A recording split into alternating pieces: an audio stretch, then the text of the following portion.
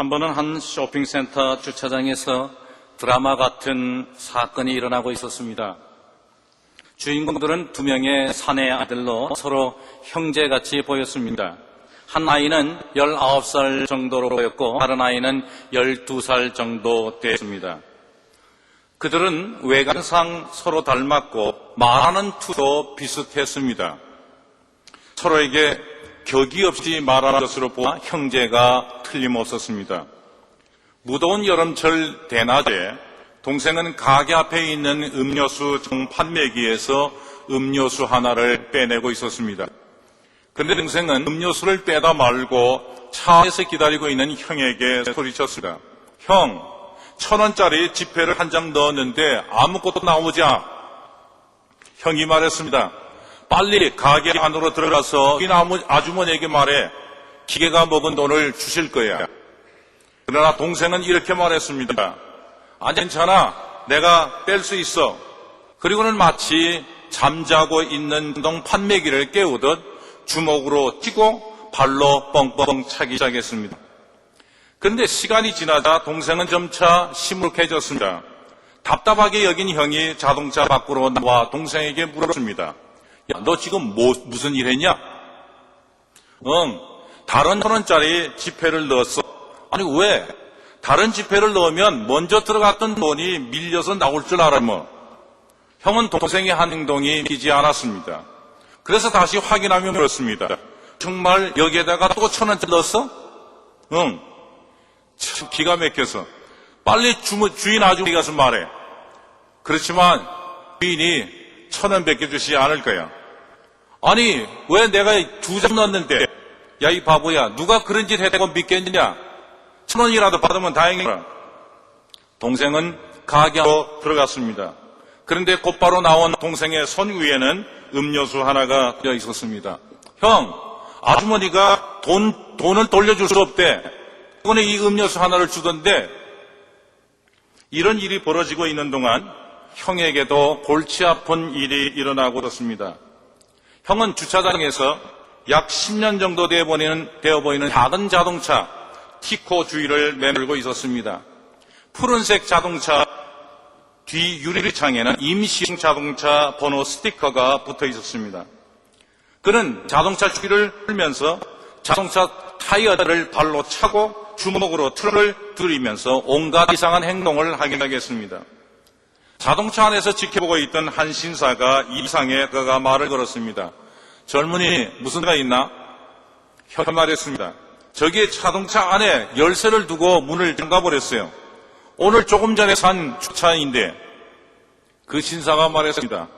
철사로 된 옷걸이 하나만 있으면 문 열 수 있는데 앞으로 만일을 위해서라도 자동차 안에 옷걸이 하나 정도는 가지고 있는 게 좋아. 형이 대답했습니다. 저도 옷걸이로 열어봤어요. 그런데 소용이 없어요. 그래서 이미 문 잘 여는 제 친구에게 연락을 했어요. 그가 오면 문을 열 수 있을 거예요. 그는 다시 그 사고덩어리 자동차를 한두 번 돌면서 타이어를 발로 차고 트렁크를 다시 주먹으로 내리칩니다. 신사가 말했습니다. 만일 이렇게 얇은 작은 거 하나만 있으면 지금이라도 열 수 있을 텐데. 근데 나한테는 그런 게 하나도 없네. 몇 년 전에 나도 열쇠를 자동차하고 문을 잠근 적이 있었어.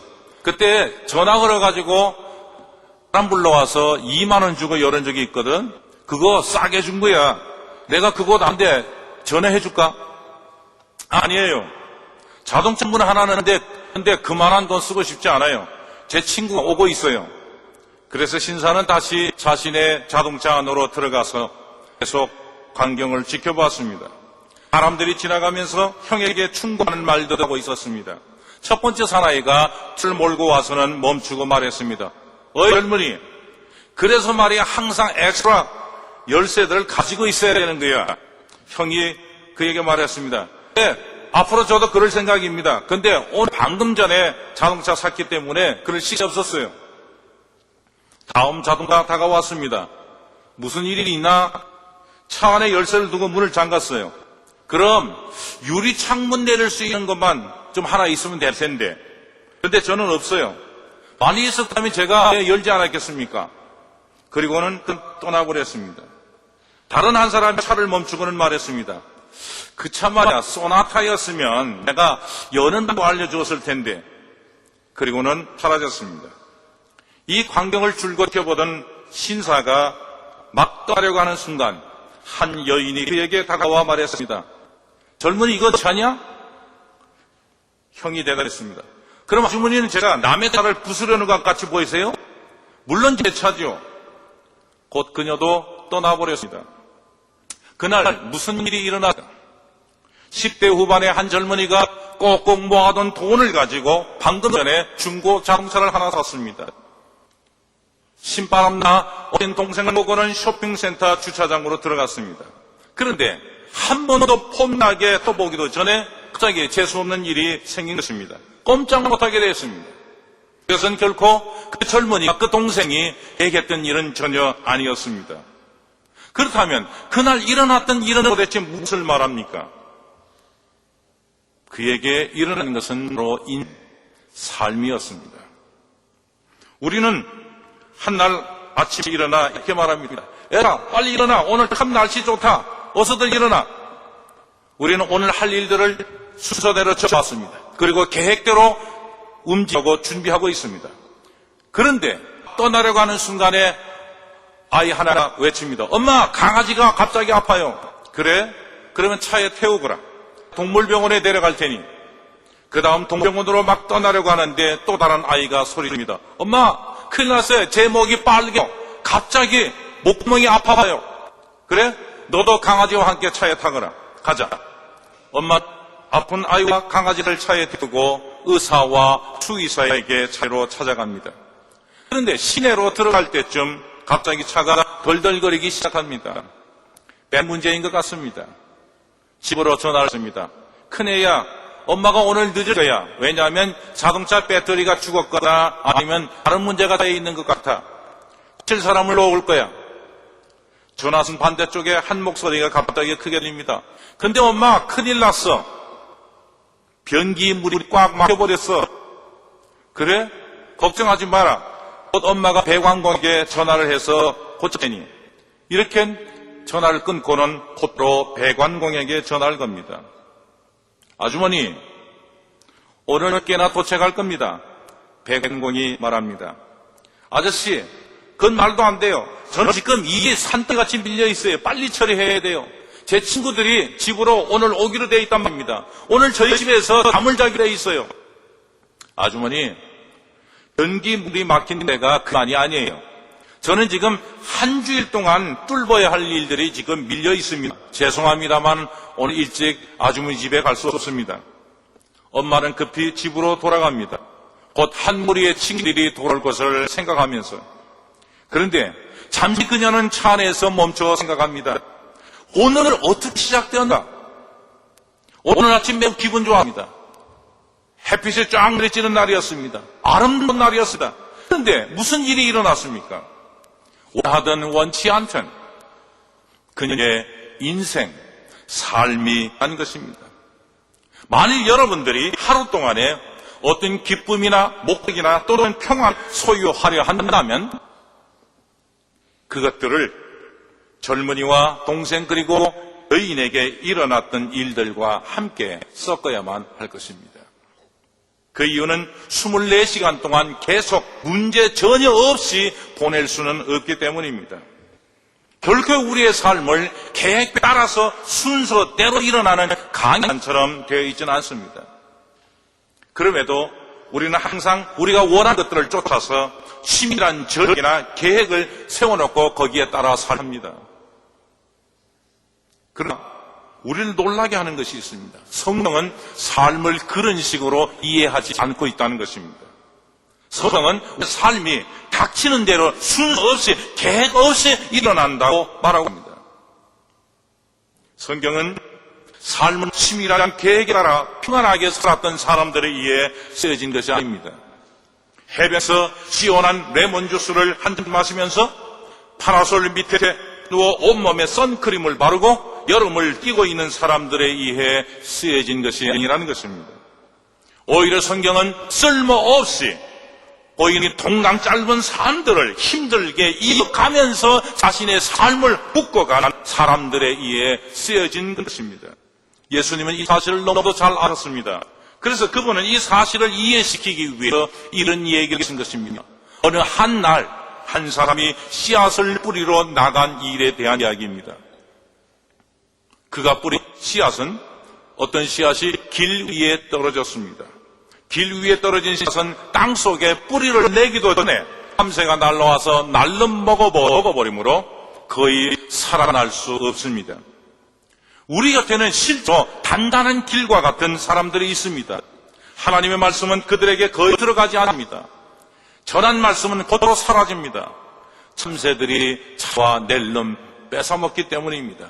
부주의하고 산만하고 그리고 비슷한 상태에 빠지는 것을 봅니다. 그렇다고 이런 사람들이 결코 나쁜 사람들은 아닙니다. 그들은 우리의 친구들이며 때로는 우리의 친구들입니다. 그들은 좋은 사람들입니다. 단지 이런 것이 있다면 그들은 하나님의 말씀에 대하여 반응할 수 있는 능력을 가지고 있지 않다는 것입니다. 그들에겐 둔감함이 있을 뿐입니다. 주일 아침은 그들에게 어떤 의미도 주지 못합니다. 일요일 날은 늦게까지 잠드는 좋은 날입니다. 일요일은 친구들에게 전화를 걸어 골프나 치러 가세 이렇게 말 수 있는 즐거운 날입니다. 그에게는 주일이 한 주 동안 바쁘게 살다가 흩어졌던 아이들과 부인과 함께 시간을 보내는 날입니다. 이런 경우를 결코 복음의 씨의 나쁜 토양이라고 말할 수는 없습니다. 단지 말씀의 씨앗이 떨어진 하나의 경로, 하나의 길이라고 하는 것입니다. 어떤 씨앗은 다행히 얇은 흙 속에 들어갔습니다. 시간이 얼마 되지 않아 솟아오르기 시작합니다. 열매를 맺을 것처럼 보입니다. 그러나 뿌리가 깊이 잘 잡지 못했습니다. 그래서 태양이 내려질 때에 긴 운명으로 끝장나고 맙니다. 우리 주위에는 얇은 흙과 같은 사람들이 있습니다. 충분한 깊이가 없는 사람들 말입니다. 그리고 흙 바로 밑에는 바위가 받치고 있습니다. 씨앗이 얇은 흙을 뚫고 쉽게 솟아오를 때 모두는 흥분하기 시작합니다. 아무개 씨가 교회를 나오기 시작했어. 아무개 씨가 우리 성공부에 참여한대. 이런 시작은 우리를 매우 흥분되게 합니다. 그런데 그 다음에는 무슨 일이 일어나십니까? 우리는 그런 시작에 깊이가 없다는 것 외에 무슨 일이 일어날지를 정말 모릅니다. 우리는 그들의 깊이 없음에 대하여 말합니다. 그들이 진지하지 않다고 본 것이 아닙니다. 단지 얕음에 대해서 말하는 것입니다. 얕은 사람은 오직 두 가지 결정사항만 가지고 있습니다. 즐거운 것, 즐겁지 않은 것. 내가 하고 싶은 것, 내가 하고 싶지 않는 것 말입니다. 그래서 내가 하고 싶은 것은 하고 싶지 않은 건 피하면 됩니다. 깊이가 없는 곳에는 어떤 진리의 알도 자리를 잡을 수 없기 때문입니다. 어떤 씨앗은 잡초 한가운데 떨어집니다. 잡초들과 씨앗들 모두가 영양분을 충분히 섭취하기 위해서 서로 자리 싸움을 합니다. 치열한 싸움이 있습니다. 잡초들이 말합니다. 우리가 먼저 이거 자리 잡았어. 이거 우리 땅이야. 그래서 씨앗은 잡초들의 텃세에 밀려 자란다고 해도 크지 못하고 여물지 못한 결과를 냅니다. 어떤 때는 하나님의 말씀이 잡초들 가운데 떨어진 경우가 있습니다. 이들도 좋은 사람들이다. 그런데 문제는 그들은 불 속에 태워야 할 것들, 즉 해야 할 일들이 너무너무 많은 사람들입니다. 그들은 너무 많은 일들에 대하여 하겠습니다 라고 대답합니다. 그래서 교회에 가끔 나옵니다. 그러나 이것은 잠깐 무대 위에 올라왔다 가는 사라지는 카메오 출연과 같습니다. 이들은 승리하기 위해서는 줄곧 정기적으로 나타난다는 근본적인 규칙을 잃어버린 사람들입니다. 그들은 그것에 닿지 못합니다. 그들은 한때 우선적으로 해야 될 것, 중요한 것이 인생에 무엇인가 적어가지고 교회에 오기를 시작합니다. 그러나 그 목록은 점차 많은 다른 해야 할 것들과 비교해볼 때 나에는 엄청난 압박감을 주는 시대입니다. 집사님, 사실은 교회에 가고 싶었어요. 그런데 갑자기 사촌이 전화를 걸어서 동창에서 입을 옷을 찾으러 가는데 도와달라고 해서 못 가게 됐습니다. 지사님, 예, 저도 예 드리고 싶었죠. 그런데 친구가 갑자기 처음엔 교회 가려 했는데 나 이런 일 저런 일이 생겨서 그냥. 저는 이렇게 말하는 사람들에 대해 치근한 감정을 가집니다. 그 이유는 그들은 자신들의 삶을 가지고 있지 않기 때문입니다. 그들이 65세나 70세 또는 80세가 될 때 무슨 일이 일어날 것인가? 그들의 대답이 여기 있습니다.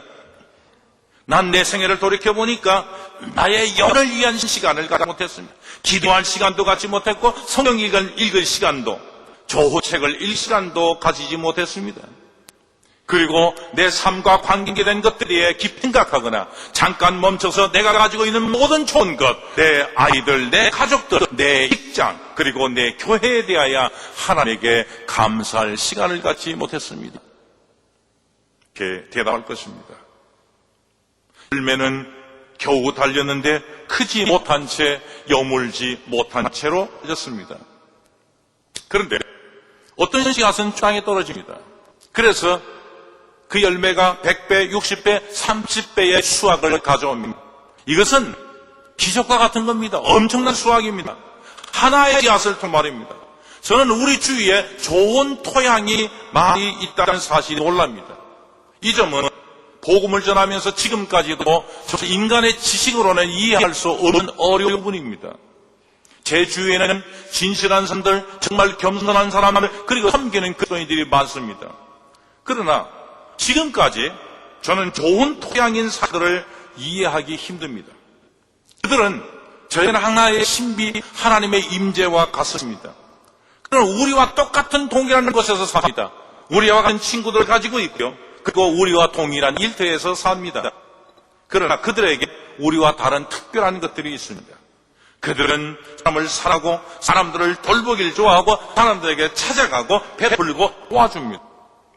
만일 여러분이 그들이 행한 선한 일들을 박수치며 칭찬한다면 그들은 당황할 것입니다.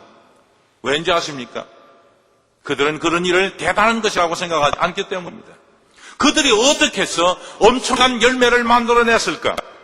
차이를 만들어낸 것은 단지 조그만한 시간을 들여서 늘 자신 속에 있는 하나님의 영, 하나님이 주신 영, 하나님의 형상을 닮은 영, 하나님의 닮은 성품의 주의를 기다린 것뿐입니다. 하나님의 영을 느끼고 그것을 지하고 하나님의 영에 대해서 말하고 하나님의 영에 대하여 기도하고 그것을 호흡하는 데 주의를 기울인 것, 차이를 만들어낸 것입니다.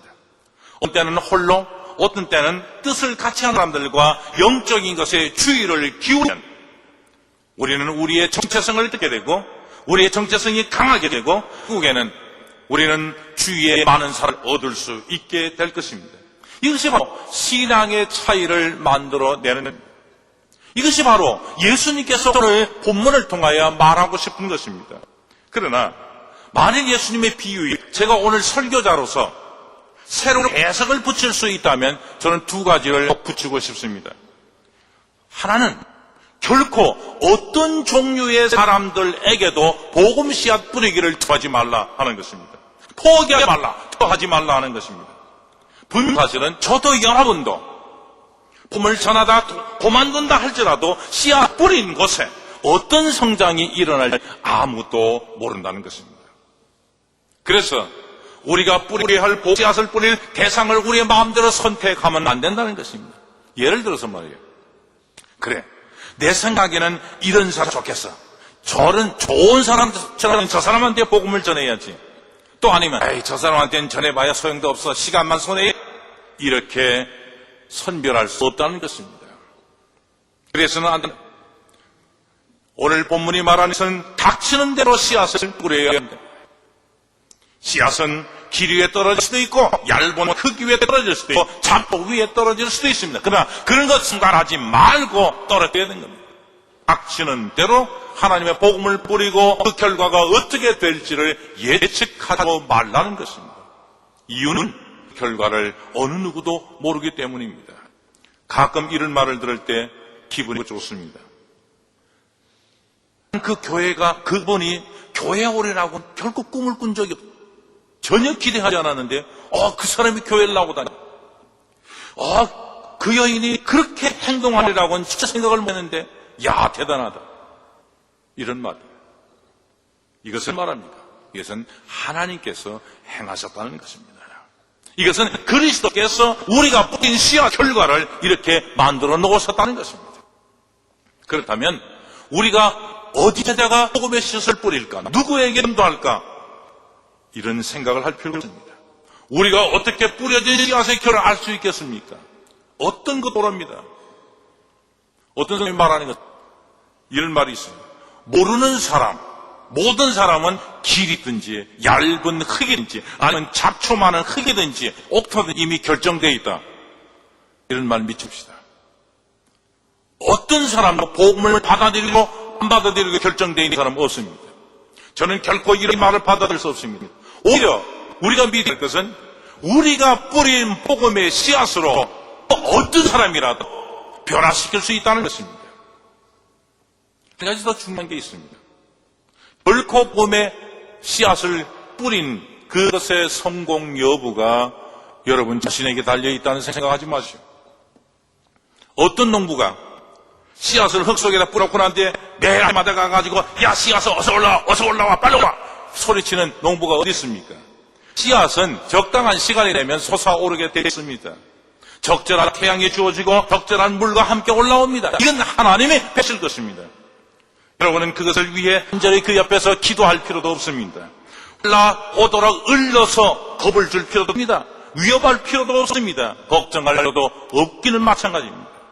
그 씨앗을 뿌리기만 하면 됩니다. 닥치는 대로 뿌리기만 하면 됩니다. 그런 일이 가능한 이유는 그것이 바로 보통 씨앗이 아니라 하나님의 말씀이기 때문입니다. 하나님의 씨앗은 그 속 비록 적은 것, 비록 동락난 것, 비록 우리의 보잘것없는 복음의 씨앗을 뿌리는 것 같지라도 그 속엔 미래를 가지고 있습니다. 그 씨앗입니다. 씨앗은 자랄 겁니다. 단지 씨앗을 심기만 해야 됩니다.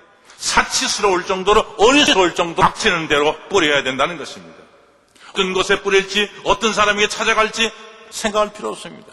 어떤 장애물에도 불구하고 그 씨앗을 뿌릴 필요가 있습니다.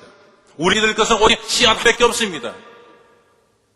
여러분과 가족들 그리고 남편과 아내, 부모, 아이들을 위한 하나님의 은혜로운 사랑의 씨앗을 뿌리는 일만 남았습니다. 어떤 것으로도 우리를 가장할 필요도 없습니다. 내 성격을 믿을 필요 없습니다. 우리의 언변도 믿을 필요 없습니다. 단지 씨앗을 심기만 하면 됩니다.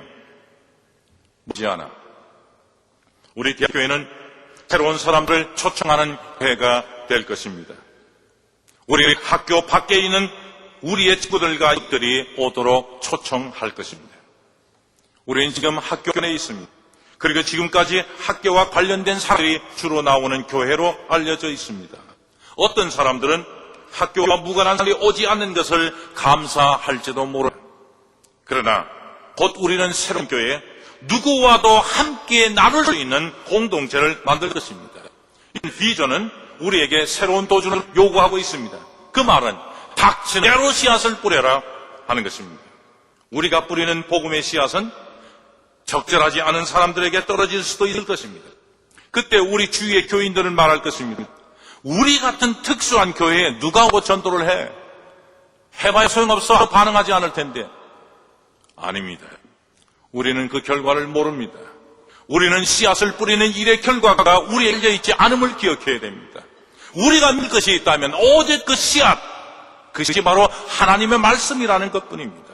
그리고 그 씨앗은 어떤 경우 구원을 이루는 하나님의 능력일 것입니다. 우리가 이 사실을 믿는다면 우리는 모든 것을 이룰 수 있을 것입니다. 이제 이 말씀을 기억하면서 일어서서 결단하며 찬송했습니다.